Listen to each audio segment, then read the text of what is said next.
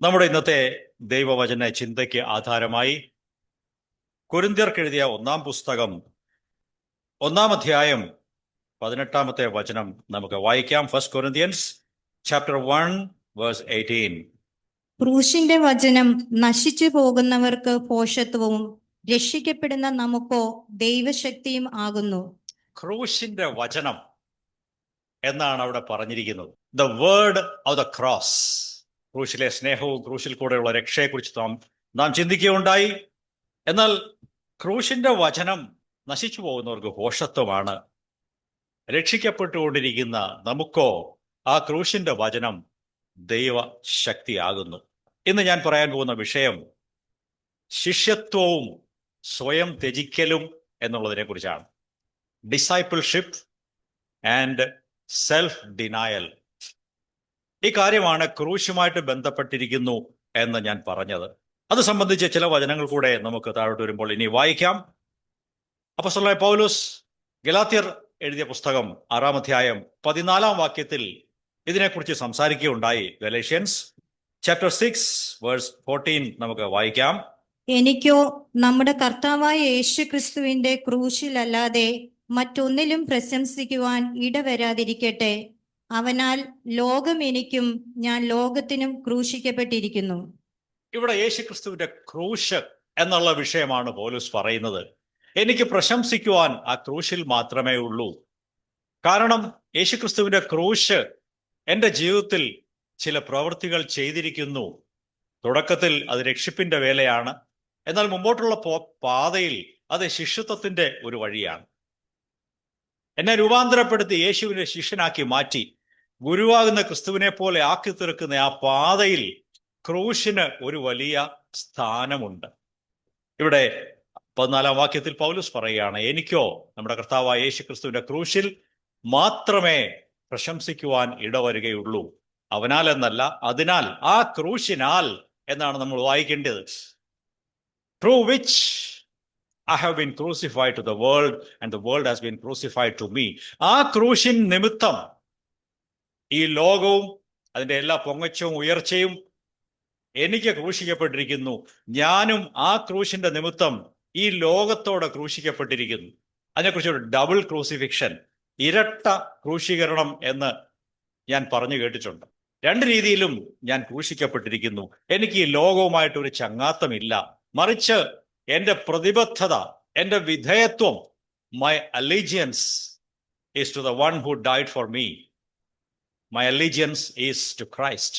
എൻ്റെ വിധേയത്വം ഈ ലോകത്തോടും ലോകമനുഷ്യരോടും ലോകത്തിന്റെ നേട്ടങ്ങളോടും വസ്തുക്കളോടും ഒന്നുമല്ല. എൻ്റെ വിധേയത്വം, എൻ്റെ അലീജിയൻസും എൻ്റെ സമർപ്പണവും എല്ലാം ക്രിസ്തുവിന് വേണ്ടിയാകുന്നു എന്നാണ് പൗലോസ് പറഞ്ഞതിൻ്റെ അർത്ഥം. ഈ ലോകത്തിന് എൻ്റെ മേൽ യാതൊരു കാര്യവുമില്ല. അതിന് എന്നെ സ്വാധീനിക്കുവാനും മോഹിപ്പിക്കുവാനും സാധ്യമല്ല. കാരണം ക്രിസ്തുവിന്റെ ക്രൂശിനാൽ ഞാൻ ഈ ലോകത്തോട് വിട പറഞ്ഞിരിക്കുന്നു. ഞാൻ ഈ പറഞ്ഞു വരുന്നത് ക്രിസ്തീയ ശിഷ്യത്വം എന്ന കാര്യത്തെക്കുറിച്ചാണ്. Christian discipleship. ഓരോ ക്രിസ്ത്യാനിയുടെയും ജീവിതം ഒരു ശിഷ്യത്വ ജീവിതമായിരിക്കണം എന്ന് ദൈവം ആഗ്രഹിക്കുന്നു. ശിഷ്യത്വം എന്ന് പറഞ്ഞാൽ ശിക്ഷണമുള്ള ഒരു ജീവിതം. A disciplined life is A life of discipleship. ദൈനംദിന ജീവിതത്തിൽ ക്രിസ്തുവിനോടുള്ള ആ കൂട്ടായ്മയിൽ, ക്രിസ്തുവിന്റെ വചനത്തോടുള്ള അനുസരണത്തിൽ നമുക്ക് ലഭിക്കുന്ന ഒരു ശിക്ഷണമുണ്ട്. സ്കൂളിൽ പഠിക്കാത്തവരെ സംബന്ധിച്ച് സ്കൂളിലെ ശിക്ഷണമൊന്നുമില്ല. അവർക്ക് ഇഷ്ടം പോലെ അങ്ങ് ജീവിക്കാം. എന്നാൽ നന്നായിട്ട് അഭ്യാസം നടത്തിയവർ, വിദ്യാഭ്യാസം ചെയ്തിട്ടുള്ളവർ, അവർക്ക് നല്ല വിദ്യാഭ്യാസം കിട്ടുന്നു, നല്ല മാനേഴ്സ് കിട്ടുന്നു, നല്ല കൾച്ചർ കിട്ടുന്നു, നല്ല രീതിയിൽ ഇടപെടുവാൻ അവർ പഠിക്കുന്നു, സംസാരിക്കാൻ പഠിക്കുന്നു. പല പല കാര്യങ്ങളും ആ ശിക്ഷണം നിമിത്തം അവർക്ക് ലഭ്യമാകുന്നു. ദൈവമക്കളെ, നമ്മുടെ ഈ സഭയെ സംബന്ധിച്ച് പറഞ്ഞാൽ നാം ഏറ്റവും ഊന്നി പറയുന്ന ഒരു കാര്യമാണ് ശിഷ്യത്വ ജീവിതം എന്നുള്ളത്. അതിൻ്റെ സത്യം, യേശുക്രിസ്തുവിന്റെ ക്രൂശ് നമ്മുടെ ജീവിതത്തിൽ എന്തൊരു പ്രവൃത്തിയാണ് ചെയ്യേണ്ടത്, നമ്മെ ഏത് രീതിയിലാണ് ക്രൂശ് സ്വാധീനിക്കേണ്ടത്, ആ ക്രൂശിന്റെ പ്രയോജനം എന്താണ്, ഇതൊക്കെ നാം ഈ സഭയിൽ ഊന്നി പറയാറുണ്ട്. അത് ക്രിസ്ത്യ ജീവിതത്തിന്റെ അടിസ്ഥാന ശിലയാകുന്നു എന്നും കൂടെ നമുക്ക് പറയാൻ സാധിക്കും. കർത്താവായ യേശു പഠിപ്പിച്ചപ്പോൾ ഗുരു ശിഷ്യ ബന്ധത്തെക്കുറിച്ച് ഒരിക്കൽ സൂചിപ്പിക്കുകയുണ്ടായി. ആ വചനം നമുക്ക് ബൈബിളിൽ നിന്ന് എടുക്കാം. മത്തായി സുവിശേഷം 10-ാം അധ്യായം 24-25 വാക്യങ്ങൾ വായിക്കുമ്പോൾ, Mathews gospel chapter 10 versus 24 and 25. ശിഷ്യൻ ഗുരുവിന് മീതെയല്ല, ദാസൻ യജമാനന് മീതെയുമല്ല. ശിഷ്യൻ ഗുരുവിനെ പോലെയും ദാസൻ യജമാനെ പോലെയും ആയാൽ മതി. അവർ കുടുംബനാഥനെ ബെൽസബൂൽ എന്ന് വിളിച്ചുവെങ്കിൽ കുടുംബാംഗങ്ങളെ എത്രയധികം. ഇവിടെ ശിഷ്യനെയും ഗുരുവിനെയും കൂടെ താരതമ്യം ചെയ്ത് യേശു പറയുന്നത് ശ്രദ്ധിക്കുക. നിങ്ങൾ ആ വചനം നോക്കുക. ശിഷ്യൻ ഗുരുവിനേക്കാൾ വലിയവനല്ല, ഗുരുവിന്റെ മീതെയല്ല, അതുപോലെ ദാസൻ യജമാനേക്കാളും വലിയവനുമല്ല. ഈ രണ്ടു കൂട്ടരും ഗുരുവിനേക്കാളും അല്ലെങ്കിൽ യജമാനേക്കാളും താഴെ നിലയിൽ നിൽക്കുന്നവരാണ്. എന്നാൽ ഒരുപക്ഷെ അവർക്ക് വളർന്നു വന്ന ഒരു കാലത്ത് ഉയർന്ന അളവിലേക്ക് വരുവാൻ സാധ്യതയുണ്ട്. 25-ാം വചനം, ഗുരുവിനെ പോലെ ആകുന്നത് ശിഷ്യനും മതി, യജമാനനെ പോലെ ആകുന്നത് ദാസനും മതി. It is enough for the disciple that he B as his teacher. നോക്കുക സഹോദരന്മാരെ, നമുക്ക് ആരെ പോലെ ആകാനാ ദൈവം നമ്മെ വിളിച്ചിരിക്കുന്നത് എന്ന വചനത്തിൽ പറയുന്നുണ്ട്. ആരെ പോലെയാണ്? നമ്മുടെ ഗുരുവിനെ പോലെ ആകണം. ഇനി ആരാണ് ഈ ഗുരു? നമ്മുടെ കർത്താവായ യേശു ക്രിസ്തുവാണ് നമ്മുടെ ഗുരു. ആ ഗുരുവായ ക്രിസ്തുവിനെ പോലെ ആകുന്നതാണ് ഒരു ശിഷ്യന്റെ ജീവിത ലക്ഷ്യം. യേശുവിനെ പോലെ ആകുക എന്ന് വെച്ചാൽ അത് ഒരു ജീവിതകാലം മുഴുവനും നാം അനുവർത്തിക്കേണ്ട, ശ്രദ്ധിക്കേണ്ട ഒരു കാര്യമാണ്. യേശുവിൻ്റെ താല്പര്യങ്ങളും ഇഷ്ടങ്ങളും ഒരു ശിഷ്യന്റെ ഇഷ്ടമാണ്. അതാണ് ശിഷ്യത്വത്തിന്റെ ഒരു അടയാളം എന്ന് പറയുന്നത്.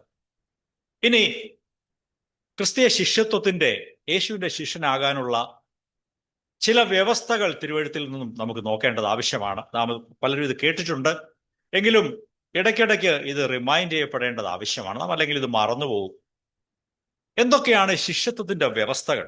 നാം ഇന്നലെ ഇവിടെ ഉപവാസ പ്രാർത്ഥനയ്ക്കായിട്ട് കടന്നു വന്നപ്പോൾ അതിന്റെ ഒരു ഭാഗം വായിച്ച് കേൾക്കുകയുണ്ടായി. യോഹന്നാന്റെ സുവിശേഷം 8-ാം അധ്യായം 31-32 വാക്യങ്ങൾ നമുക്ക് വായിക്കാം. John's gospel chapter 8 verses 31 and 32 വായിക്കാം. തന്നിൽ വിശ്വസിച്ച യഹൂദന്മാരോട് യേശു, എന്റെ വചനത്തിൽ നിലനിൽക്കുന്നു എങ്കിൽ നിങ്ങൾ വാസ്തവമായി എന്റെ ശിഷ്യന്മാരായി തീരും.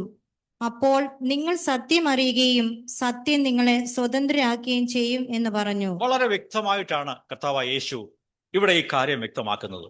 യഹൂദന്മാരായ തന്നിൽ വിശ്വസിച്ച മനുഷ്യരോട് കർത്താവ് പറഞ്ഞു, നിങ്ങൾ എന്ത് ചെയ്യണം? നിങ്ങൾക്ക് എന്റെ ശിഷ്യന്മാരാകണമെങ്കിൽ നിങ്ങൾ എന്ത് ചെയ്യണം എന്നാണ് 31-ാം വചനത്തിൽ പറയുന്നത്. നിങ്ങൾ എന്റെ വചനത്തിൽ നിലനിൽക്കുന്നു എങ്കിൽ, yes, if you abide in my word, then you are my disciples, then you are truly my disciples. അപ്പോൾ ശിഷ്യത്വത്തിന്റെ ഒരു വ്യവസ്ഥ, ഒരു അടയാളം എന്താണ്? യേശുക്രിസ്തുവിന്റെ വചനത്തിൽ നാം നിലനിന്നുകൊണ്ടേ മുമ്പോട്ട് പോവുക. Continue to abide in his word. ഇത് വളരെ മുഖ്യമായ കാര്യമാണ്. യേശുവിന്റെ വചനം, യേശുവിന്റെ കൽപ്പനകളും ഉപദേശങ്ങളും നമുക്ക് അറിഞ്ഞുകൂടെങ്കിൽ എങ്ങനെ അതിൽ നിലനിൽക്കാൻ സാധിക്കും? ചിന്തിക്കണമേ. അതുകൊണ്ട് യേശുവിന്റെ കൽപ്പനകളും വചനങ്ങളും ഉപദേശങ്ങളും നാം വായിച്ച് മനസ്സിലാക്കി ഗ്രഹിച്ച് അത് അറിയേണ്ടത് ആവശ്യമാണ്. അറിയാതെ നിലനിൽക്കുവാൻ ആർക്കും സാധ്യവുമല്ല. അതുകൊണ്ട് യേശുവിന്റെ വചനങ്ങളും കൽപ്പനകളും നാം വീണ്ടും വീണ്ടും കേൾക്കുകയും ആ സ്നേഹത്തിന്റെ വചനങ്ങളെ നാം ഉൾക്കൊള്ളുകയും അതിൽ നിലനിൽക്കുകയും ചെയ്യുക. ആ വചനത്തെ അനുസരിച്ച് ജീവിക്കുക. ഇതാണ് ശിഷ്യത്വത്തിന്റെ ഒന്നാമത്തെ വ്യവസ്ഥ. Abiding in Jesus words and obeying his words. ക്രിസ്തുവിന്റെ വചനത്തിൽ നിലനിൽക്കുക, ആ വചനം അനുസരിച്ച് പ്രായോഗിക ജീവിതത്തിൽ ആ വചനം ഏറ്റെടുത്ത് മുമ്പോട്ട് പോവുക. നാം പലപ്പോഴും യേശുക്രിസ്തുവിന്റെ പർവ്വത പ്രസംഗം, മത്തായി സുവിശേഷം 5, 6, 7 അധ്യായങ്ങളിൽ അത് വായിക്കുകയും പഠിക്കുകയും ചെയ്തിട്ടുണ്ട്. അത് ഇടയ്ക്കിടയ്ക്ക് നാം വായിച്ച് നമ്മെ തന്നെ ഒന്ന് റിമൈൻഡ് ചെയ്ത് ഒന്ന് ബ്രഷപ്പ് ചെയ്ത് ഒന്ന് ഓർമ്മിപ്പിച്ച് എടുക്കേണ്ടത് ആവശ്യമാണ്. അല്ലെങ്കിൽ മറന്നുപോകും. ക്രിസ്തുവിന്റെ കൽപ്പനകൾ ഭാരമുള്ളവയല്ല എന്നാണ് യോഹന്നാൻ അപ്പോസ്തലൻ പറയുന്നത്. നമുക്ക് ആർക്കും എത്തിപ്പിടിക്കാൻ കഴിയാത്തവണ്ണം വളരെ എവറസ്റ്റ് കൊടുമുടി പോലെ ഉയർന്ന ഒരു കാര്യമല്ല യേശുവിന്റെ വചനങ്ങൾ. നമുക്കൊക്കെയും ഏറ്റെടുത്ത് അനുസരിക്കുവാൻ പരിശുദ്ധാത്മാവിനെ നൽകിയിട്ടുണ്ട്. ദൈവവചനം നമ്മുടെ ലഭിച്ചിട്ടുണ്ട്. ദൈവകൃപയും കൂട്ടായ്മയും സഹോദരങ്ങളുടെ ബന്ധവും എല്ലാം നമുക്കുണ്ട്. അതുകൊണ്ട് യേശുവിൻ്റെ കൽപ്പനകൾ ഭാരമുള്ളവയല്ല. ഏറ്റവും ബലഹീനനായ ഒരാൾക്ക് പോലും ആ വചനങ്ങളെ ഏറ്റെടുത്ത് അനുസരിച്ച് അനുഗ്രഹീതമായ ഒരു ജീവിതത്തിലേക്ക് വരുവാനും ഇന്ന് സാധ്യതയുണ്ട്. രണ്ടാമത്തെ വ്യവസ്ഥ, അതും പ്രധാനപ്പെട്ടതാണ്. നമുക്ക് ലൂക്കോസിന്റെ സുവിശേഷം എടുക്കാം. ലൂക്കോസിന്റെ സുവിശേഷം 14-ാം അധ്യായം 25 മുതൽ 27 വരെ ആദ്യം വായിക്കാം. അവിടെ ശിഷ്യത്വത്തിന്റെ ചില വ്യവസ്ഥകൾ യേശു പ്രസ്താവിച്ചിട്ടുണ്ട്. ലൂക്ക് 14:25-27 വായിക്കാം. വലിയ ജനക്കൂട്ടം അവനോട് കൂടെ പോകുമ്പോൾ അവൻ തിരിഞ്ഞ് അവരോട് പറഞ്ഞത്, ഒരുവൻ എൻ്റെ അടുക്കൽ വരികയും അപ്പനെയും അമ്മയെയും ഭാര്യയെയും മക്കളെയും സഹോദരന്മാരെയും സഹോദരികളെയും സ്വന്തം ജീവനെയും വെറുക്കാതിരിക്കുകയും ചെയ്യുന്നു എങ്കിൽ അവൻ എൻ്റെ ശിഷ്യനായിരിക്കുവാൻ കഴിയുകയില്ല. തൻ്റെ ക്രൂശ് എടുത്ത് എൻ്റെ പിന്നാലെ വരാത്തവനും എൻ്റെ ശിഷ്യനായിരിക്കുവാൻ കഴിയുകയില്ല. ഈ വചനങ്ങളിൽ എൻ്റെ ശിഷ്യനായിരിക്കാൻ ആഗ്രഹിക്കുന്നവൻ ചെയ്യേണ്ട 2 കാര്യങ്ങളെക്കുറിച്ച് ഇവിടെ പറയുന്നു. എന്തൊക്കെയാണ് ആ വചനങ്ങൾ? നോക്കുക. 25ഉം 26ഉം വാക്യങ്ങൾ. 26-ാം വാക്യത്തിൽ നോക്കുക.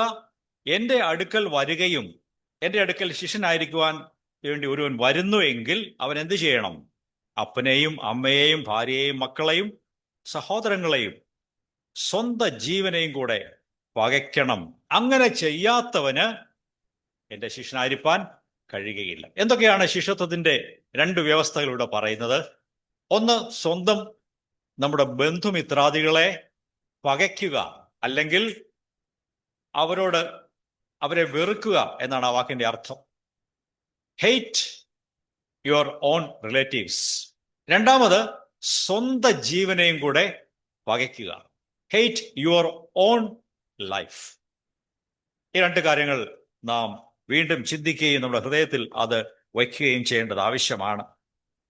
എന്താണ് ബന്ധുക്കളെ, റിലേറ്റീവ്സിനെ വെറുക്കുക എന്ന് വെച്ചാൽ? വെറുതെ പോയി എല്ലാ ബന്ധുക്കളെയും പിണങ്ങി ഞാൻ ഇന്ന് മുതൽ കൂട്ടില്ല എന്ന് പറഞ്ഞ് പിണങ്ങിയിരിക്കുന്ന കാര്യമല്ല അവിടെ യേശു പറയുന്നത്.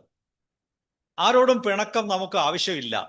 എന്നാൽ ഇവിടെ പറയുന്ന വെറുപ്പ് എന്ന് പറയുന്നത് ക്രിസ്തുവിനെ അനുഗമിക്കുന്ന കാര്യത്തിൽ, യേശുവിനെ അനുസരിക്കുന്ന കാര്യത്തിൽ, ബൈബിൾ അനുസരിക്കുന്ന കാര്യത്തിൽ, ആരാധനയ്ക്ക് പോകുന്ന വിഷയത്തിൽ നിങ്ങളെ ബന്ധുക്കൾ തടഞ്ഞാൽ അത് പറ്റില്ല, അങ്ങനെ പോകാനൊക്കത്തില്ല എന്ന് പറഞ്ഞാൽ അവിടെ അവരോട് നോ പറയണം. അതാണ് ആ വെറുപ്പിന്റെ ആശയം. ഇല്ല, നിങ്ങൾ പറയുന്ന അനുസരിക്കുവാൻ എനിക്ക് ബാധ്യതയില്ല, അത് സാധ്യമല്ല, ഞാൻ യേശുവിന്റെ വചനം അനുസരിച്ച് മുമ്പോട്ട് പോകും എന്നുള്ള തീരുമാനമാണ് ബന്ധുക്കളെ വെറുക്കുക എന്ന് പറയുന്നതിന്റെ ആശയം. നാം അവർക്ക് നന്മ ചെയ്യണം, അവർക്ക് ആവശ്യമുള്ളപ്പോൾ സഹായിക്കാൻ പോകണം, കൂടണം, എല്ലാം ചെയ്യണം. അവരുടെ എന്തെങ്കിലും ആക്ടിവിറ്റീസോ ഒക്കെ വന്നാൽ പോയി പങ്കെടുക്കണം. ഇതെല്ലാം നാം ചെയ്യണം. എന്നാൽ യേശുവിൽ നിന്നും അവർ നമ്മെ വിലക്കുകയും പുറകോട്ട് വലിക്കുകയും തടസ്സപ്പെടുത്തുകയും ചെയ്താൽ അവരോട് അല്പമായ വെറുപ്പ് പ്രകടിപ്പിക്കേണ്ടത് ആവശ്യമാണ്. That is to hate our own relatives. Okay, നമുക്ക് മുമ്പോട്ട് ചിന്തിക്കാം. രണ്ടാമത്തെ കാര്യം പറയുന്നത് 26-ാം വാക്യത്തിൽ തന്നെ നാം വായിച്ചു. എൻ്റെ അടുക്കൽ വരികയും അപ്പനെയും അമ്മയെയും ഭാര്യയെയും മക്കളെയും സഹോദരന്മാരെയും സഹോദരികളെയും പകയ്ക്കണം, പിന്നെ സ്വന്തം ജീവനെയും കൂടെ പകയ്ക്കണം. അങ്ങനെയെങ്കിൽ മാത്രമേ യേശുവിന്റെ ശിഷ്യനാകാൻ കഴിയുകയുള്ളൂ. ഈ വിഷയം അത് ഊന്നി പറയേണ്ട ഒരു കാര്യമാണ്. ആദ്യം ബന്ധുക്കളെ പകയ്ക്കണം. അവർ തടസ്സം നിന്നാൽ അവരോട് പറ്റിയില്ല എന്ന് പറയണം. രണ്ടാമത്, സ്വന്തം ജീവനെയും കൂടെ പകയ്ക്കണം. എന്താണ് സ്വന്തം ജീവൻ എന്നുള്ളതിനെക്കുറിച്ച് ഞാൻ മുമ്പോട്ട് പറഞ്ഞു വരാം. എന്നാൽ അതിനു മുമ്പ് 33-ാം വാക്യം കൂടെ നമുക്ക് വായിക്കാം. അതേ അധ്യായത്തിലെ വേഴ്സ് 33 വായിക്കാം. അങ്ങനെ തന്നെ നിങ്ങളിൽ ആരെങ്കിലും തനിക്കുള്ളതൊക്കെയും വിട്ടുപിരിയുന്നില്ല എങ്കിൽ അവൻ എൻ്റെ ശിഷ്യനായിരിക്കുവാൻ കഴിയുകയില്ല. അവിടെ വിട്ടുപിരിയുന്ന കാര്യത്തെക്കുറിച്ച് 3-ാമത്തെ ഒരു വ്യവസ്ഥയായിട്ട് ലൂക്കോസ് ഇവിടെ അവതരിപ്പിക്കുകയാണ്. എന്താണ് ഗിവ് അപ്പ്? നഷ്ടപ്പെടുത്തുക, അതിനെ വേണ്ടെന്ന് വെക്കുക. തനിക്കുള്ളതൊക്കെയും, അത് വസ്തുവകളെക്കുറിച്ചും നമുക്കുള്ള മറ്റെല്ലാ സ്വത്തുക്കളെയും കുറിച്ചാണ്.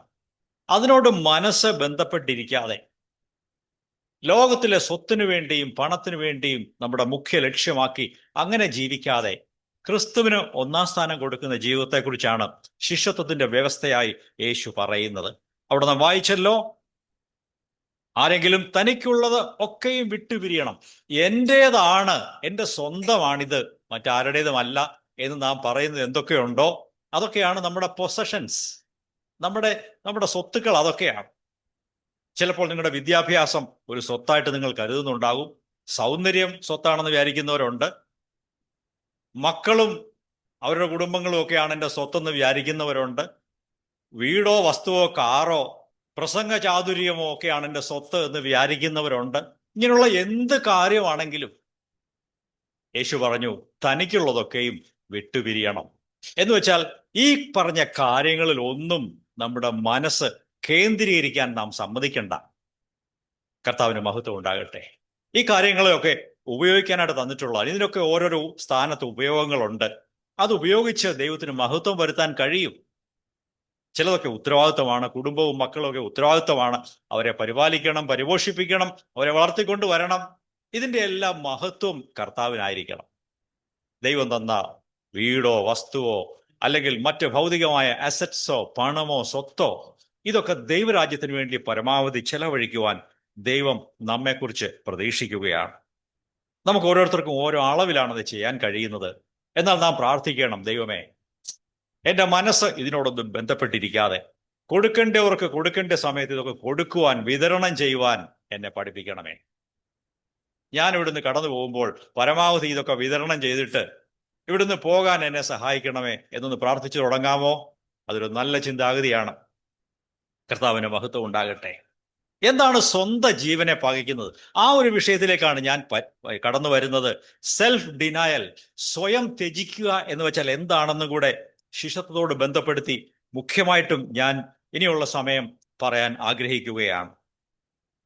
എന്താണ് സ്വന്തം ജീവൻ എന്നിവിടെ യേശു പറഞ്ഞതിന്റെ അർത്ഥം? Hate his own life. 26 വാക്യത്തിൽ, ലൂക്കോസ് 14:26 വാക്യത്തിലാണ് വായിച്ചത്. And his own life also he cannot be my disciple. തൻ്റെ സ്വന്തം ജീവനെയും കൂടെ പകയ്ക്കാത്തവന്, വെറുക്കാത്തവന് എൻ്റെ ശിഷ്യനായിരിക്കുവാൻ കഴിയുകയില്ല. ഇവിടെ സ്വന്തം ജീവൻ എന്ന് പറയുമ്പോൾ ഇങ്ങോട്ട് ശ്രദ്ധിക്കണമേ, സ്വന്തം ജീവൻ എന്ന് പറയുമ്പോൾ നമുക്കിപ്പോൾ ശ്വാസമുണ്ട്, അതുകൊണ്ടാണ് ജീവിച്ചിരിക്കുന്നത്. ഈ ജീവൻ അങ്ങ് വേണ്ടാന്ന് വെക്കുക, ആ ആശയമല്ല. എന്നാൽ അവിടെ ഉദ്ദേശിക്കുന്ന ജീവൻ എന്ന് പറയുന്നത് മനുഷ്യനെ കുറിച്ച് പറയുമ്പോൾ 3 ഘടകങ്ങളുണ്ടെന്ന് നാം ബൈബിളിൽ നിന്ന് കാണുന്നു. 1 അന്തരാത്മാവ്, അവർ സ്പിരിറ്റ്, ഹ്യൂമൻ സ്പിരിറ്റ്. 2 ദേഹിയുടെ ജീവൻ, സോൾ ലൈഫ്. അത് നമ്മുടെ ബുദ്ധിശക്തി, വികാരങ്ങൾ, തീരുമാനശേഷി, ഇന്റലക്ട്, പിന്നെ എമോഷൻസ് ആൻഡ് വിൽ. ഈ 3 കാര്യങ്ങൾ ഉൾപ്പെടുന്നതാണ് ദേഹി എന്ന് പറയുന്നത്. സ്വന്തം ജീവനെ പകയ്ക്കുക എന്ന് പറയുമ്പോൾ ഈ ദേഹിയെ പകയ്ക്കുന്നതിനെ കുറിച്ചാണ് സൂചിപ്പിക്കുന്നത്. 3ാമത്തെ ഘടകം നമ്മുടെ ശരീരമാണ്. നമ്മുടെ ദേഹി ദൈവാത്മാവിൻ്റെയും നമ്മുടെ മനുഷ്യാത്മാവിൻ്റെയും ദാസനായി തീരുമ്പോൾ മാത്രമേ യഥാർത്ഥ ശിഷ്യത്വ ജീവിതം സംഭവിക്കുകയുള്ളൂ. അനേകം പേരുടെ ജീവിതത്തിൽ അവരുടെ ശരീരമാണ് അവരെ നിയന്ത്രിച്ചുകൊണ്ട് പോകുന്നത്. ലോക മനുഷ്യരുടെ ശരീരമാണ് അവരെ നിയന്ത്രിക്കുന്നത്. അല്ലെങ്കിൽ അവരുടെ ദേഹിയാണ്, അവരുടെ ബുദ്ധിയും ഇച്ഛാശക്തിയും വികാരങ്ങളുമാണ് പലരെയും മുമ്പോട്ട് തള്ളിക്കൊണ്ടു പോകുന്നത്. പലരുടെ ആരാധനയൊക്കെ കേവലം വൈകാരികമാണ്, വികാരപരമായ ആരാധനയാണ് പലരുടേത്. പഴയ നിയമത്തിലൊക്കെ അങ്ങനെയായിരുന്നു. എന്നാൽ ഇന്ന് പുതിയ നിയമത്തിൽ വരുമ്പോൾ നമ്മുടെ ആരാധന കേവലം പാട്ടുകളും മ്യൂസിക്കും ഡാൻസും ഒന്നും മാത്രമല്ല. ഇതിനൊക്കെ ഒരു സ്ഥാനമുണ്ടെങ്കിലും നമ്മുടെ ആരാധന എന്ന് പറയുന്നത് റോമാലേഖനം 8-ാം അധ്യായത്തിൽ പറയുന്നു, 12-ാം അധ്യായത്തിൽ പറയുന്നു, നിങ്ങളുടെ ശരീരങ്ങളെ ജീവനും വിശുദ്ധിയും ദൈവത്തിന് പ്രസാദവുമുള്ള യാഗമായി സമർപ്പിക്കുവീൻ, അതല്ലോ നിങ്ങളുടെ ശരിയായ ആരാധന. That is your reasonable service of worship. നിങ്ങളുടെ ശരിക്കുള്ള ആരാധന എന്ന് പറയുന്നത് നിങ്ങളെ തന്നെ, നിങ്ങളുടെ ശരീരങ്ങളെ ദൈവത്തിന് സമർപ്പിക്കുന്ന ആ സമർപ്പണമാണ്. അതുകൊണ്ട് ആരാധനയെക്കുറിച്ച് ആ രീതിയിൽ നാം മനസ്സിലാക്കിയിരിക്കണം. നമ്മുടെ ആരാധന ദൈവത്തിന് സ്വീകാര്യമാകണമെങ്കിൽ അത് നമ്മുടെ അന്തരാത്മാവിൽ നിന്ന് വരണം. അത് ദേഹിയിൽ കൂടെ ശരീരത്തിൽ കൂടെയൊക്കെ പ്രകടമായിട്ട് വരും. എങ്കിലും ആത്മാവിൽ നിന്ന് വേണം ആരാധന വരുവാൻ. ദൈവമേ, അവിടുന്ന് എത്ര ഉന്നതനാണെന്ന് ഞാൻ കാണുന്നു, അങ്ങേക്ക് ആരാധന അർപ്പിക്കുന്നു, എൻ്റെ ജീവിതം അങ്ങേക്കായിട്ട് സമർപ്പിക്കുന്നു. ഇതാണ് ആരാധനയുടെ ചുരുക്കം എന്ന് പറയുന്നത്. കേവലം സംഗീതം മാത്രമല്ല, ഡാൻസ് അല്ല, പാട്ടല്ല. ഇതൊക്കെ ഇതിൽ ഉണ്ടാകുമെങ്കിലും അതിനേക്കാൾ ആഴമായതാണ് ആരാധന. ഞാൻ സോൾ ലൈഫ് അഥവാ നമ്മുടെ സ്വന്തം ജീവനെ കുറിച്ചാണ് പറഞ്ഞു വരുന്നത്. ഞാൻ പറഞ്ഞല്ലോ, അതിനകത്ത് 3 ഘടകങ്ങളുണ്ട്. അതിൽ നമ്മുടെ ബുദ്ധിയുണ്ട്, നമ്മുടെ വികാരങ്ങളുണ്ട്, നമ്മുടെ ഇച്ഛാശക്തിയുണ്ട്. ഈ 3 കാര്യങ്ങളും നല്ല കാര്യങ്ങളാണ്. അത് നല്ലതായിട്ട് ഉപയോഗിച്ചാൽ അത് നല്ല കാര്യങ്ങളാണ്. എന്നാൽ പലപ്പോഴും സാത്താൻ ഈ 3 മേഖലകളെയും കൈയടക്കി ദോഷകരമായ രീതിയിൽ നമ്മുടെ ബുദ്ധിയെയും വികാരങ്ങളെയും ഇച്ഛാശക്തിയെയും തെറ്റായിട്ട് ഉപയോഗപ്പെടുത്തുവാൻ പലപ്പോഴും സാത്താൻ നമ്മളെ പ്രേരിപ്പിക്കാറുണ്ട്. നമ്മുടെ ഈ ദേഹി, നമ്മുടെ സ്വന്തം ജീവൻ പരിശുദ്ധാത്മാവിന്റെ നിയന്ത്രണത്തിലായിരിക്കുമ്പോൾ കാര്യങ്ങളെല്ലാം നന്നായിട്ട് സ്മൂത്തായിട്ട് പോകും. You will become A spiritual person. നിങ്ങളൊരു ആത്മീയ മനുഷ്യനായി തീരണമെങ്കിൽ നിങ്ങളുടെ ദേഹിയും നിങ്ങളുടെ ശരീരവും പരിശുദ്ധാത്മാവിന് വിധേയമാക്കി കൊടുക്കേണ്ടതാണ്. എന്നാൽ അങ്ങനെയല്ലാതെ നമ്മുടെ ദേഹിയെ, നമ്മുടെ സ്വന്തം ജീവനെ അതിൻ്റെ വഴിക്ക് പോകാൻ വിട്ടേച്ചാൽ എന്തു പറ്റും? നാം അഹങ്കാരികളും ധാർഷ്ട്യക്കാരും ആരെയും വകവെക്കാത്തവരും എവിടെയും റിബൽ ചെയ്യുന്നവരും പ്രശ്നക്കാരുമായി മാറും. നമ്മുടെ ഈഗോ, നമ്മുടെ അഹം ഉയർന്നിട്ട് നാം നമ്മെ തന്നെ പ്രദർശിപ്പിക്കുകയും പ്രകടിപ്പിക്കുകയും മറ്റുള്ളവരെ വെല്ലുവിളിക്കുകയും ഒക്കെ ചെയ്യുന്നവരായി തീരാറുണ്ട്. അനേകം വിശ്വാസികളും ദൈവമക്കളും ഒക്കെ ഈ കാര്യം അറിയാത്തത് കൊണ്ട് അവരുടെ സ്വന്തം ജീവനെ തെറ്റായ രീതിയിൽ അതിനെ വിട്ടുകൊടുത്തിരിക്കുന്നത് കൊണ്ട് സാത്താന് അവരുടെ ദേഹിയുടെ മേൽ, അവരുടെ സ്വന്തം ജീവന്റെ മേൽ അധികാരം കൊടുത്തിരിക്കുന്നത് കൊണ്ട് അവരുടെ സ്വയമാണ് അവരിൽ പ്രവർത്തിക്കുന്നത്, അവരുടെ അഹങ്കാരം. ബൈബിളിൽ നിന്ന് 3 പേരെ കുറിച്ച് ഞാൻ വായിച്ചു കേൾപ്പിക്കാം. അവരുടെ ദേഹിയിൽ, അവരുടെ സ്വന്തം ജീവനിൽ അഹങ്കാരം കയറിയപ്പോൾ, അവരെ തന്നെ ഉയർത്തിയപ്പോൾ എന്ത് സംഭവിച്ചു എന്ന് 3 ദൃഷ്ടാന്തങ്ങൾ ഞാൻ വായിച്ചു കേൾപ്പിക്കാൻ ആഗ്രഹിക്കുന്നു. ഒന്നാമത് ലൂസിഫർ ആണ്. ദൈവത്തിന്റെ ഏറ്റവും അനുഗ്രഹീത ദൂതനായിരുന്ന ലൂസിഫർ അഹങ്കരിച്ച് അഹംഭാവം മൂത്തപ്പോൾ അവൻ പിശാചായി മാറിയ കാര്യം നമുക്ക് വായിക്കാം. യെശയ്യാവ് 14-ാം അധ്യായം 12 മുതൽ 15 വരെ വായിക്കാം. ഐസയ ചാപ്റ്റർ 14 വേഴ്സസ് 12-15 നമുക്കത് വായിച്ചു കേൾക്കാം. അരുണോദയ പുത്രനായ ശുക്ര, നീ എങ്ങനെ ആകാശത്തിൽ നിന്ന് വീണു? ജനതകളെ താഴ്ത്തിക്കളഞ്ഞവനെ, നീ എങ്ങനെ വെട്ടേറ്റ് നിലത്ത് വീണു? ഞാൻ സ്വർഗത്തിൽ കയറും, എന്റെ സിംഹാസനം ദൈവത്തിന്റെ നക്ഷത്രങ്ങൾക്ക് മീതെ ഉയർത്തും. വടക്കേ ദിക്കിന്റെ അഗ്രഭാഗത്ത് സമാഗമന പർവ്വതത്തിന്മേൽ ഞാൻ ഇരുന്നരുളും. ഞാൻ മേഘോന്നതങ്ങൾക്ക് മീതെ കയറും, ഞാൻ അത്യുന്നതനോട് സമനാകും എന്നാണല്ലോ നീ ഹൃദയത്തിൽ പറഞ്ഞത്. എന്നാൽ നീ പാതാളത്തിലേക്ക്, അഗാധമായ കുഴിയിലേക്ക് താഴ്ത്തപ്പെടും. ഈ മനോഹരനായ ജ്ഞാനപൂർണനായ ദൂതൻ എങ്ങനെയാണ് വെട്ടേറ്റ് അഗാധ കൂപത്തിലേക്ക്, നാശത്തിലേക്കും നരകത്തിലേക്കും അവനൊരു പിശാചായി മാറിയത് എങ്ങനെയാണെന്ന് ഇവിടെ പറയുന്നു. എന്താണ് അതിന്റെ പ്രധാന കാരണം? അവൻ തന്നെത്താൻ ഉയർത്തി. അവന്റെ സ്വന്തം ജീവൻ, അവന്റെ ദേഹിയുടെ തലത്തിൽ അവൻ അഹങ്കരിച്ചു. ഇവിടെ 5 പ്രാവശ്യം ഐ വിൽ എന്ന് നാം വായിച്ചു കേട്ടു. ഈ 3-4 വാക്യങ്ങളിൽ 5 പ്രാവശ്യം ഞാൻ ചെയ്യും, ഞാനിത് ചെയ്യും, ദൈവത്തിന്റെ സിംഹാസനത്തിന് മീതെ കയറി ഞാൻ ദൈവത്തിന്റെ മീതെ ആധിപത്യം സ്ഥാപിക്കും എന്നുള്ള നിലയിലാണ് ഈ ദൂതൻ സംസാരിച്ചത്. പ്രിയ സഹോദരങ്ങളെ, നാം ഇക്കാര്യത്തിൽ ജാഗ്രതയായിരിക്കണം.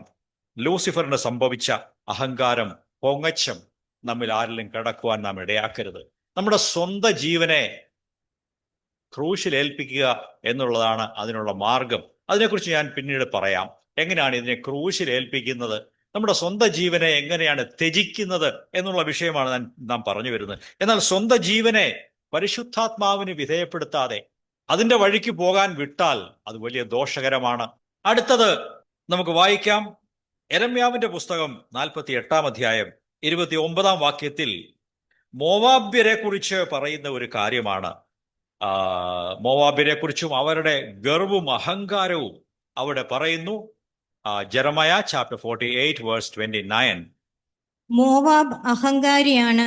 അവന്റെ ഗർവത്തെയും അഹംഭാവത്തെയും ഡംഭത്തെയും നിഗളത്തെയും ഹൃദയത്തിന്റെ ഉന്നത ഭാവത്തെയും കുറിച്ച് ഞങ്ങൾ കേട്ടിട്ടുണ്ട്. നോക്കുക, മോവാബ്യരായ ആളുകളെ കുറിച്ച് പറയുകയാണ്. അവർ മഹാ അഹങ്കാരികളാണ്. അവരുടെ ഗർവവും അഹമ്മതിയും അഹങ്കാരവും ഡംഭവും ധാർഷ്ട്യവും ഒക്കെ ഞങ്ങൾ കേട്ടിട്ടുണ്ട്. പ്രിയപ്പെട്ടവരെ, നാമും ഇങ്ങനെ സ്വന്തം ജീവനിൽ നമ്മുടെ അഹം, നമ്മുടെ ഈഗോയിൽ നാമും പൊങ്ങച്ചമുള്ളവരാണെങ്കിൽ മറ്റുള്ളവർ നമ്മുടെ അഹങ്കാരത്തെക്കുറിച്ചും ധാർഷ്ട്യത്തെക്കുറിച്ചും ഒക്കെ അവിടെ ഇവിടെയൊക്കെ പറയാൻ തുടങ്ങും. ഇന്നയാൾ വിശ്വാസിയാന്നൊക്കെ പറയുന്നുണ്ടെങ്കിലും വല്ലാത്ത ടൈപ്പാണ് എന്ന ആളുകൾ പറഞ്ഞു തുടങ്ങും. നാം വിശ്വാസികളും ദൈവമക്കളുമാണ്. അതിന്റെ അർത്ഥം എന്ന് പറയുന്നത് നാം ക്രിസ്തുവിന്റെ താഴ്മയും സൗമ്യതയും ഉള്ളവരായിരിക്കണം. അഹങ്കാരമില്ലാതെ, പൊങ്ങച്ചമില്ലാതെ, നമ്മെ, നമ്മുടെ അധികാരം മറ്റുള്ളവരെ അടിച്ചേൽപ്പിക്കാതെ ശാന്തമായി ജീവിക്കുക, താഴ്മയോടെ ജീവിക്കുക. അവരുടെ അന്ത്യം എന്താണ്? അതിന്റെ 42-ാം വചനം കൂടെ വായിക്കാം. വേഴ്സ് 42.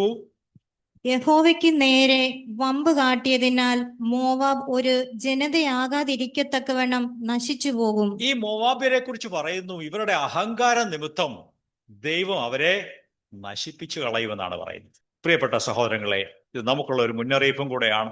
പണ്ട് മോവാബ്യർക്കെതിരായിട്ട് സംസാരിച്ചെങ്കിലും അവരിലുണ്ടായിരുന്ന ഗർവും, ധിക്കാരവും, അഹങ്കാരവും, പ്രൈഡും ഒക്കെ നമ്മിൽ ഉണ്ടെങ്കിൽ നമുക്കും ഈ പറഞ്ഞ നാശങ്ങൾ വരാൻ സാധ്യതയുണ്ട്. വേറെ രീതിയിൽ പറഞ്ഞാൽ നമുക്ക് ആത്മീയ പുരോഗതി തടസ്സപ്പെടാൻ സാധ്യതയുണ്ട്. മറ്റുള്ളവരെ അനുഗ്രഹിക്കുവാനും മറ്റുള്ളവർക്ക് ഒരു നല്ല വചനം പറഞ്ഞു കൊടുക്കാനും സന്തോഷമായിട്ട് സംസാരിച്ച് അവരെ ഒന്ന് ഉണർത്താനും ഉത്സാഹിപ്പിക്കാനും ഒന്നും നമുക്ക് കഴിയാതെ പോകും.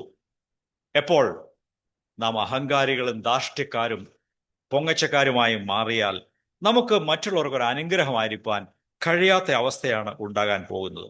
ഇനിയും ഒടുവിലായിട്ട് മൂന്നാമത്തെ ദൃഷ്ടാന്തം ഇസ്രായേൽ ജനങ്ങളെ കുറിച്ച് തന്നെയാണ്.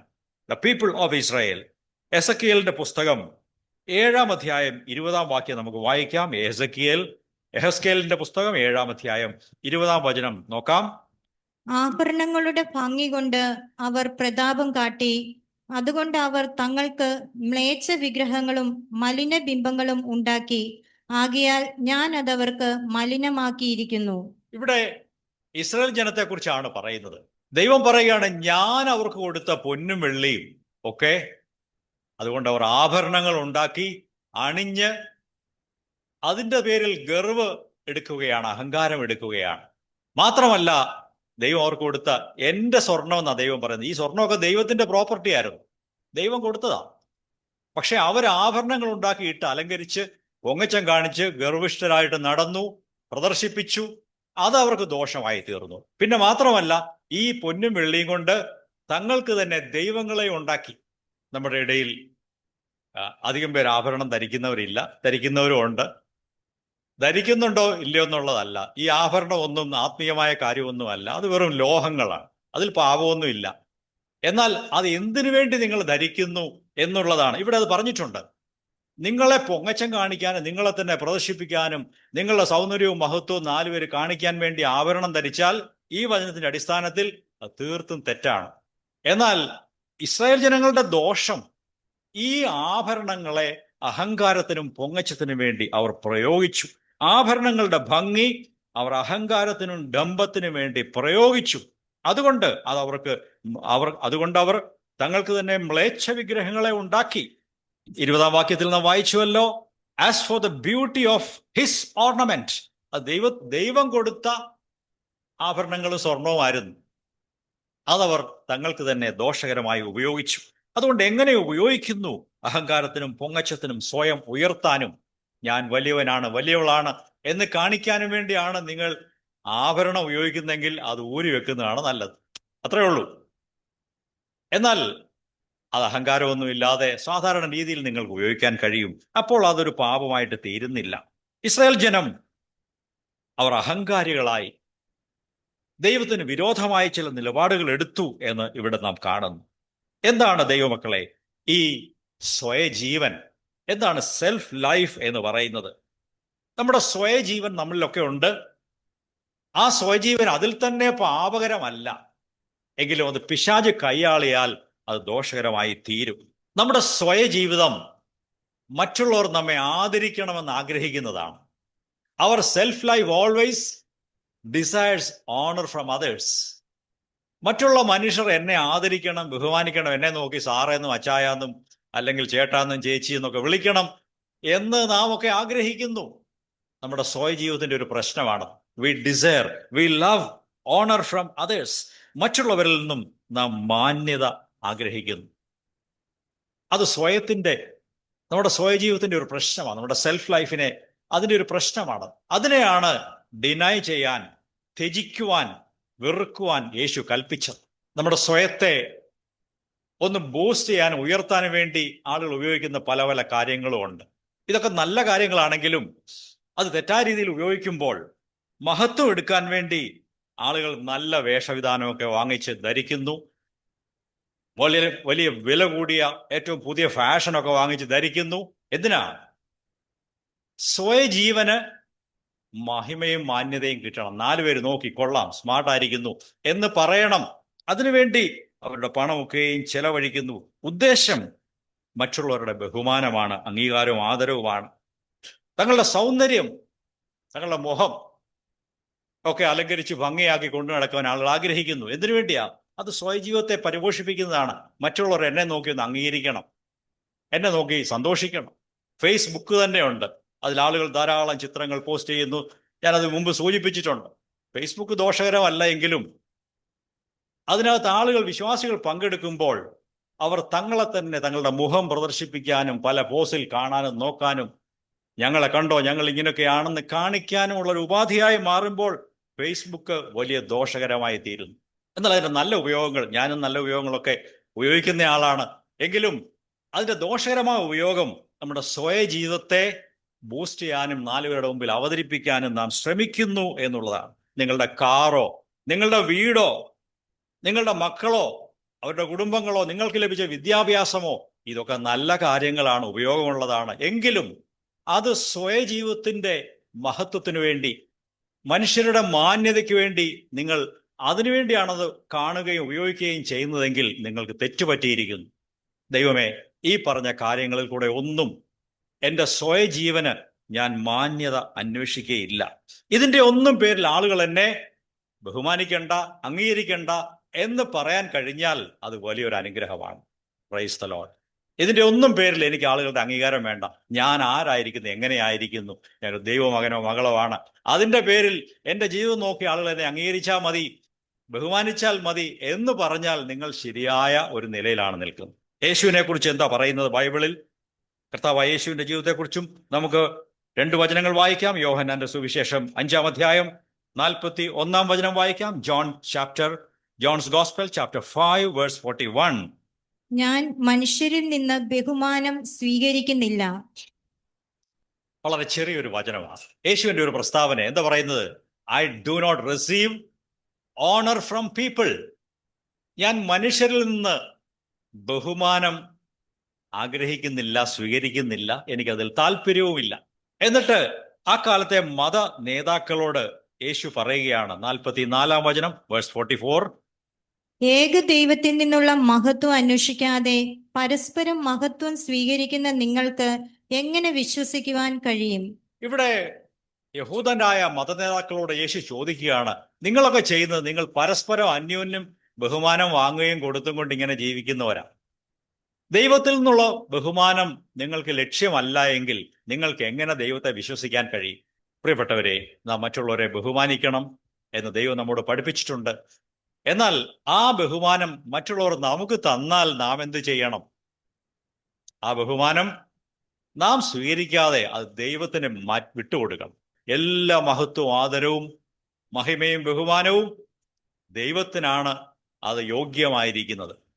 ഞാൻ ശിഷ്യത്വത്തെക്കുറിച്ചും സ്വയത്തിൻ്റെ നിരാസത്തെക്കുറിച്ചും അതിനെ നിരാകരിക്കുന്നതിനെക്കുറിച്ചും ഒക്കെയാണ് പറഞ്ഞു വരുന്നത്. ശിഷ്യത്വം എന്ന് പറഞ്ഞാൽ അത് ദൈവമക്കളുടെ ഒരു ഹോബിയാണെന്ന് നാം ചിന്തിക്കരുത്. നമുക്കെല്ലാം ഹോബിയുണ്ട് അല്ലേ? കുഞ്ഞുങ്ങളോടൊക്കെ ചോദിക്കും എന്താ ഹോബി എന്ന് ചോദിക്കും. ഇന്റർവ്യൂവിനൊക്കെ പോയാൽ എന്താ നിങ്ങളുടെ ഹോബി എന്ന് ചോദിക്കും. ഈ ഹോബി എന്ന് പറഞ്ഞാൽ എപ്പോഴും ചെയ്തുകൊണ്ടിരിക്കുന്ന കാര്യമല്ല, ഇടയ്ക്കിടയ്ക്കൊക്കെ സ്പെയർ ടൈമിൽ ചെയ്യുന്ന ഒരു കാര്യമാണ്. ശിഷ്യത്വം എന്ന് പറഞ്ഞാൽ വല്ലപ്പോഴും ചെയ്യുന്ന ഒരു ഹോബി പോലെ വല്ലപ്പോഴും മാത്രം ചെയ്യുന്ന ഒരു കാര്യമല്ല എന്ന് നമ്മുടെ മനസ്സിലിരിക്കട്ടെ. ശിഷ്യത്വം ചിലപ്പോൾ മാത്രം എടുത്ത് അണിയുന്ന ഒരു പ്രത്യേക വസ്ത്രവുമല്ല. യേശുവിന്റെ ശിഷ്യനായിരിക്കുക എന്ന് വെച്ചാൽ അത് പിന്നെ എങ്ങനെ ആയിരിക്കണം? അത് ഒരു ലൈഫ് ടൈം മുഴുവനും, നമ്മുടെ ജീവിതകാലം മുഴുവനും ഈ ശിഷ്യത്വ ജീവിതം നാം ഏറ്റെടുത്ത് യേശുവിന്റെ ശിഷ്യനായി, ശിഷ്യയായി നാം ജീവിക്കേണ്ടത് ആവശ്യമാണ്. ഞായറാഴ്ച ആരാധനയ്ക്ക് വരുമ്പോൾ മാത്രമല്ല ശിഷ്യത്വം. ഇവിടുന്ന് പോയി കഴിയുമ്പോൾ പിന്നെ ഒരു 6 ദിവസം കിടക്കുന്നു. തിങ്കളാഴ്ച മുതൽ ശനിയാഴ്ച വരെ ഉണ്ട്. ആ ദിവസങ്ങളിൽ നമ്മുടെ ജീവിതങ്ങൾ എങ്ങനെയാണ്? എൻ്റെ സ്വയത്തിനാണോ മുഖ്യത്വം, അതോ യേശുക്രിസ്തുവിനാണോ? യേശുക്രിസ്തുവിനാണോ ഒന്നാം സ്ഥാനം? യേശുവിന് ഞാൻ വിധേയനായി ജീവിക്കുന്നുണ്ടോ? എൻ്റെ അലീജിയൻസ്, എൻ്റെ സമർപ്പണം, വിധേയത്വം ക്രിസ്തുവിന് ആണോ, അതോ എൻ്റെ സ്വയത്തിനാണോ ഞാൻ ജീവിക്കുന്നത്? ഇത് നാം പരിശോധിക്കേണ്ടതാണ്. നമ്മുടെ ജീവിതങ്ങളെ പരിശോധിക്കുകയും നാം ഇടയ്ക്കിടയ്ക്ക് കഴിഞ്ഞ ദിവസവും കേട്ടതുപോലെ യഥാർത്ഥമായ ഒരു അനുതാപത്തിലും മാനസാന്തരത്തിലും നമ്മെ തന്നെ പരിശോധിച്ച് പാപങ്ങളെക്കുറിച്ച് ഉണർന്ന് അതിനെ ഏറ്റുപറഞ്ഞ് ഉപേക്ഷിച്ചു കളഞ്ഞ് സ്വയത്തിൻ്റെ അതിനെ പ്രിസേർവ് ചെയ്യാൻ ആഗ്രഹിക്കാതെ, സ്വയത്തെ സംരക്ഷിക്കാൻ ആഗ്രഹിക്കാതെ ക്രിസ്തുവിന് ഒന്നാം സ്ഥാനം കൊടുത്തുകൊണ്ട് ജീവിക്കുമ്പോൾ നമ്മുടെ ആത്മീയ ജീവിതം ഏറ്റവും അനുഗ്രഹമുള്ളതായി മാറുന്നു. കർത്താവായ യേശു ഈ കാര്യം പറഞ്ഞപ്പോൾ വളരെ കഠിനമായ വാക്കുകളാണ് ഉപയോഗിച്ചത്. സ്വയത്തെ നിരാകരിക്കണം, സ്വന്തം ജീവനെ ഡിനായ് ചെയ്യണം, പകയ്ക്കണമെന്ന് പറഞ്ഞപ്പോൾ അതിനെ ക്രൂശിൽ അർപ്പിക്കണമെന്നാണ് പറഞ്ഞത്. അത് കട്ടിയുള്ള ഒരു വാക്കാണ്, കുറച്ച് ഹാർഷായിരിക്കുന്ന, ഇറ്റ്സ് എ ഹാർഷ് എക്സ്പ്ലനേഷൻ. നിന്റെ ക്രൂശ് എടുത്ത് നീ എന്നെ അനുഗമിക്കണം എന്ന് യേശു പറഞ്ഞു.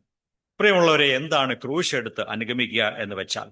അതിൻ്റെ അർത്ഥം സമ്പൂർണമായിട്ടും ക്രിസ്തുവിന് വിധേയത്വം കൊടുത്ത, സമർപ്പിച്ചു കൊടുത്ത ഒരു ജീവിതത്തെയാണ് ക്രൂശ് എടുത്തുകൊണ്ട് പോകുന്ന ജീവിതം എന്ന് പറയുന്നത്. ശിഷ്യത്വത്തിന്റെ വില കൊടുക്കുവാൻ പ്രിയപ്പെട്ടവരെ നാം തയ്യാറാണോ? Are we willing to pay the price? Count the cost and pay the price? ക്രൂശ് എടുക്കുന്നതിനെ കുറിച്ച്, സ്വയത്തെ ആ ക്രൂശിൽ അർപ്പിക്കുന്നതിനെ കുറിച്ചും യേശു പല വചനങ്ങളിൽ പറഞ്ഞിട്ടുണ്ട്. നമുക്ക് 2-3 വചനങ്ങൾ കൂടെ വായിച്ച് നമുക്ക് മുമ്പോട്ട് പോകാം. ഞാൻ എൻ്റെ ചിന്ത അവസാനിപ്പിക്കുവാൻ ആരംഭിക്കുന്നു. Taking up the cross daily, അത് ദിനംപ്രതി ചെയ്യേണ്ട കാര്യമാണെന്ന് ലൂക്കോസ് ആണ് എഴുതിയിരിക്കുന്നത്. മത്തായി എഴുതിയ സുവിശേഷം 10-ാം അധ്യായം 38-ഉം 39-ഉം വചനങ്ങൾ നമുക്ക് വായിക്കാം. തന്റെ ക്രൂശ് എടുത്ത് എന്നെ അനുഗമിക്കാത്തവനും എനിക്ക് യോഗ്യനല്ല. തന്റെ ജീവനെ കണ്ടെത്തിയവൻ അതിനെ കളയും. ഞാൻ നിമിത്തം തന്റെ ജീവനെ കളഞ്ഞവൻ അതിനെ കണ്ടെത്തും. ഇവിടെ തന്റെ ജീവനെ കളയുക എന്നൊരു പ്രയോഗം യേശു പറഞ്ഞിട്ടുണ്ട്. Losing once life. നമ്മുടെ സ്വയ ജീവിതത്തെക്കുറിച്ചും നമ്മുടെ ഈഗോയെക്കുറിച്ചും നമ്മുടെ അഹം, നമ്മുടെ സ്വയം എന്നുള്ളതിനെ കുറിച്ചുമാണ് യേശു അവിടെ സൂചിപ്പിച്ചത്. ഇവിടെ വ്യക്തമായിട്ട് പറയുന്നുണ്ട്, തൻ്റെ ക്രൂശ് എടുത്ത് എന്നെ അനുഗമിക്കാത്തവൻ എനിക്ക് യോഗ്യനല്ല. അടുത്ത വചനം മത്തായി 16-ാം അധ്യായം 24-ഉം 25-ഉം വാക്യങ്ങൾ വായിക്കാം. Mathew 16 verses 24 and 25. പിന്നെ യേശു ശിഷ്യന്മാരോട് പറഞ്ഞത്, ഒരുവൻ എന്റെ പിന്നാലെ വരുവാൻ ഇച്ഛിച്ചാൽ സ്വയം ത്യജിച്ച് തന്റെ ക്രൂശ് എടുത്ത് എന്നെ അനുഗമിക്കട്ടെ. ആരെങ്കിലും തന്റെ ജീവനെ രക്ഷിക്കുവാൻ ഇച്ഛിച്ചാൽ അതിനെ കളയും. എനിക്ക് വേണ്ടി ആരെങ്കിലും തന്റെ ജീവനെ കളഞ്ഞാൽ അതിനെ കണ്ടെത്തും. ഇവിടെയും സ്വയ ജീവിതത്തിന് ക്രൂശിന്റെ അനുഭവം ഉണ്ടാകണം, അതിനെ ക്രൂശിൽ അർപ്പിക്കണം. നിങ്ങളുടെ സ്വന്തം ജീവനെ പ്രോത്സാഹിപ്പിച്ച് അതിനുവേണ്ടി ജീവിക്കരുത്. ക്രിസ്തുവിനായിരിക്കണം നിങ്ങളുടെ ജീവിതത്തിൽ ഒന്നാം സ്ഥാനം എന്ന് യേശു പറയുകയാണ്. ഇനി മർക്കോസിന്റെ സുവിശേഷം 8-ാം അധ്യായം 34-ാം വചനം വായിക്കാം. Mark 8 verse 34.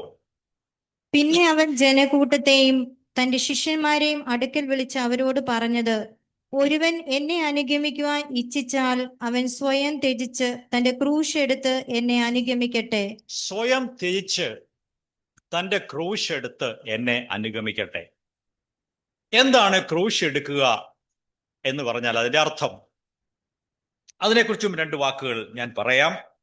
ക്രൂശ് എടുക്കുക എന്ന് പറയുമ്പോൾ അതിന്റെ അർത്ഥം നമ്മുടെ സ്വയത്തെ, നമ്മുടെ ഈഗോയിനെ, അതിനെ മനഃപൂർവ്വം അതിനെ ഡിസോൺ ചെയ്യുക, അതിനെ നിരാകരിക്കുക, അതിനെ ഉപേക്ഷിക്കുക, തള്ളിക്കളയുക. എൻ്റെ സ്വയത്തിനു വേണ്ടി, അതിൻ്റെ പൊങ്ങച്ചതിന് വേണ്ടിയും ഞാൻ ഇനി ജീവിക്കുകയില്ല, ക്രിസ്തുവിന് വേണ്ടിയാണ് ഞാൻ ജീവിക്കുന്നത് എന്ന് ഏറ്റുപറയുന്നതാണ് അതിൻ്റെ അർത്ഥം. രണ്ടാമത്, ചരിത്രപരമായി നോക്കിയാൽ എന്താണ് ക്രൂശ് എടുക്കുക എന്ന് വെച്ചാൽ, ഈ കാലത്തെ ക്രൂശ് എടുക്കുന്ന കാര്യമൊന്നും ഇല്ല. അത് 2000 വർഷം മുമ്പ് റോമൻ ഗവൺമെന്റ് ഭരിക്കുമ്പോൾ റോമ സർക്കാരിനെതിരായി ആരെങ്കിലും മത്സരിച്ചാൽ, റിബൽ ചെയ്താൽ, അവർക്ക് അങ്ങനെയുള്ള വലിയ ക്രിമിനൽസിന് കൊടുക്കുന്ന ശിക്ഷയായിരുന്നു ഈ ക്രൂശ് മരണം എന്നുള്ളത്. ഈ ക്രൂശ് മരണത്തിന്റെ ഉദ്ദേശം, ഇവൻ സർക്കാരിനെതിരായിട്ട് സംസാരിച്ചു, പ്രവർത്തിച്ചു, ദേശദ്രോഹം ചെയ്തു, അവൻ വലിയ കുറ്റമാണ് ചെയ്തത്. അതുകൊണ്ട് അങ്ങനെയുള്ളവരെ കൊല്ലുന്നത്, അവർക്ക് വധശിക്ഷ കൊടുക്കുന്നത് കുരിശിൽ തറച്ച് കൊന്നിട്ടായിരുന്നു. നമ്മുടെ കർത്താവായ യേശുവിനെ അങ്ങനെയാണ് അന്ന് ചെയ്തത്. എന്നാൽ കുരിശിൽ തറച്ച് കൊല്ലുന്നതിന് മുമ്പായിട്ട് ഏത് കുരിശിലാണോ ഇവരെ തറയ്ക്കേണ്ടത് ആ കുരിശ് ഇവരുടെ തോളിൽ വെച്ചു കൊടുത്തിട്ട്, അതും ചുമന്നുകൊണ്ട് ചിലപ്പോൾ 1/2 കിലോമീറ്ററോ 1 കിലോമീറ്ററോ ക്രൂശിക്കപ്പെടുന്ന ഇടത്തേക്ക് ഈ കുറ്റവാളികൾ നടന്നു പോകേണ്ടത് ആവശ്യമായിരുന്നു. യേശുവിന്റെ കാര്യത്തിലും അത് സംഭവിച്ചു. കുരിശും ചുമന്നുകൊണ്ട് യേശു നടന്നുപോയി. ആ കുരിശ് ചുമക്കുന്നതിന്റെ അർത്ഥം, അവനോട് സർക്കാർ പറയുകയാണ്, നിന്റെ റിബല്യൻ, സർക്കാരിനെതിരായിട്ടുള്ള, ഗവൺമെന്റിനെതിരായിട്ടുള്ള, ചക്രവർത്തിക്കെതിരായിട്ടുള്ള നിന്റെ മത്സരം ഞങ്ങൾ വെച്ചു പൊറുപ്പിക്കത്തില്ല. നിന്റെ ജീവിതം ഈ കുരിശിൽ തറച്ച് നിന്നെ തീർക്കാൻ പോവുകയാണ്. അത് എല്ലാ മനുഷ്യർക്കും കാണാൻ വേണ്ടിയാണ് ഈ ക്രിമിനൽ ആയ മനുഷ്യൻ ഇതും ചുമന്നുകൊണ്ട് പോകുന്നു. ഈ നാട്ടിൽ ഇങ്ങനെയുള്ള ദേശദ്രോഹം, സർക്കാരിനെതിരായിട്ടുള്ള മത്സരം വെച്ച് പൊറുപ്പിക്കുകയില്ല. അതാണ് കുരിശ് ചുമക്കുന്നതിന്റെ അർത്ഥം. പ്രിയപ്പെട്ടവരെ, നമ്മുടെ കർത്താവ് കുരിശ് ചുമന്നുകൊണ്ട് പോയി. ഏത് ക്രൂശ് ചുമന്നോ ആ ക്രൂശിൽ അവിടുത്തെ അന്ത്യമുണ്ടായി. നമ്മോട് പറയാണ്, നിങ്ങൾ നിങ്ങളുടെ കുരിശ് ചുമക്കുക.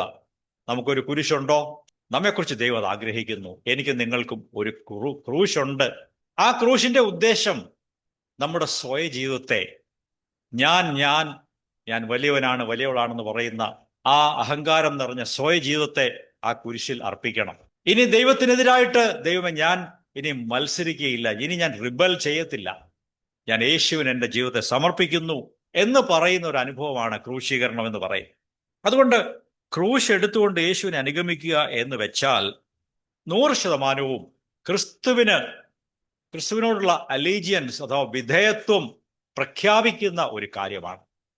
അതാണ് യേശു പറഞ്ഞതിന്റെ അർത്ഥം. ഞാനും നിങ്ങളും ഈ കാലങ്ങളിൽ ശിഷ്യത്വ ജീവിതത്തിൽ മുമ്പോട്ട് പോകുമ്പോൾ എനിക്കും നിങ്ങൾക്ക് ഒരു ക്രൂശുണ്ട്. അത് പിതാവേ, എൻ്റെ ഇഷ്ടമല്ല, യേശുവിൻ്റെ ഇഷ്ടം എൻ്റെ ജീവിതത്തിൽ നിറവേറട്ടെ എന്ന് പറയുന്നതാണ്. അത് 100% ക്രിസ്തുവിന് സമർപ്പിതമായ ഒരു ജീവിതമാണ്. It is not my will but Father your will be done. എൻ്റെ ഇഷ്ടമല്ല പിതാവേ, അങ്ങയുടെ ഇഷ്ടം നിറവേറട്ടെ എന്ന് പറയുന്നതാണ് ആ ക്രൂശിന്റെ അനുഭവം എന്ന് പറയുന്നത്. ഈ കാര്യങ്ങൾ നാം വീണ്ടും ചിന്തിക്കുകയും ക്രൂശിന്റെ മാർഗത്തിലൂടെ സ്വയത്തെ ത്യജിച്ചുകൊണ്ട്, സ്വയത്തെ നിരാകരിച്ചുകൊണ്ട് നാം മുമ്പോട്ട് പോവുകയും വേണം. അതുകൊണ്ടാണ് അപ്പോസ്തലനായ പൗലോസ് പറയുകയുണ്ടായത്. അദ്ദേഹം എന്താ പറഞ്ഞത്? ഞാൻ ക്രിസ്തുവിനോട് കൂടെ ക്രൂശിക്കപ്പെട്ടിരിക്കുന്നു. ഗലാത്യർ 2-ാം അധ്യായത്തിലാണ് അത് ഉള്ളത്. അവസാനത്തെ വാക്യങ്ങൾ നോക്കിയാൽ മതി. ഞാൻ ക്രിസ്തുവിനോടുകൂടെ ക്രൂശിക്കപ്പെട്ടിരിക്കുന്നു, ഇനി ജീവിക്കുന്നത് ഞാനല്ല, ക്രിസ്തു അത്രേ എന്നിൽ ജീവിക്കുന്നു. Praise the Lord. കർത്താവിന് മഹത്വം ഉണ്ടാകട്ടെ. നാം ആദ്യം വായിച്ച ആ വചനത്തിലേക്ക് വീണ്ടും വരാം. 1 കൊരിന്ത്യർ 1-ാം അധ്യായം 18-ാം വാക്യം. നമുക്കത് വീണ്ടും ഒരിക്കൽ കൂടെ വായിക്കാം. ക്രൂശിന്റെ വചനം നശിച്ചു പോകുന്നവർക്ക് ഭോഷത്വവും രക്ഷിക്കപ്പെടുന്ന നമുക്കോ ദൈവശക്തിയുമാകുന്നു. ക്രൂശിന്റെ വചനം ചിലർക്ക് അത് ഭോഷത്വമാണ്. സ്വന്തം നാമവും സ്വന്തം ജീവനും സ്വന്തം പേരും ഒക്കെ ഉയർത്തിയില്ലെങ്കിൽ അത് അങ്ങനെ ചെയ്യാത്തവരെ സംബന്ധിച്ച് ലോകമനുഷ്യർ ഇവൻ മടയനാണെന്ന് വിളിക്കാം. എന്നാൽ വിശ്വസിക്കുന്ന നമുക്ക് ദൈവശക്തിയാണ്. ക്രൂശിന്റെ വചനം നമ്മെ രൂപാന്തരപ്പെടുത്തുന്നതാണ്. അത് നമ്മുടെ സ്വയത്തിന് ഉള്ള ഒരു മരണം നൽകുന്നതാണ്. ക്രിസ്തുവിന് വേണ്ടി 100% സമർപ്പിതമായി ജീവിക്കുന്ന ഒരു ജീവിതമാണ്. ആ ജീവിതത്തിലേക്ക് ഇന്ന് രാവിലെ നമ്മെ തന്നെ സമർപ്പിക്കാമോ? ഇതാണ് ശിഷ്യത്വ ജീവിതത്തിന്റെ ചില വിശദീകരണങ്ങൾ. ശിഷ്യത്വ ജീവിതം എന്ന് വെച്ചാൽ അതിൽ സ്വയം ത്യജിക്കുന്ന കാര്യം അടങ്ങിയിരിക്കുന്നു. Discipleship and self denial, they go together. ഒന്നിച്ചു പോകുന്ന കാര്യങ്ങളാണ്. നമുക്ക് ദൈവത്തോട് പ്രാർത്ഥിക്കാമോ? നമ്മുടെ തലകളെ വണക്കി ഒരു നിമിഷം പ്രാർത്ഥിക്കാം.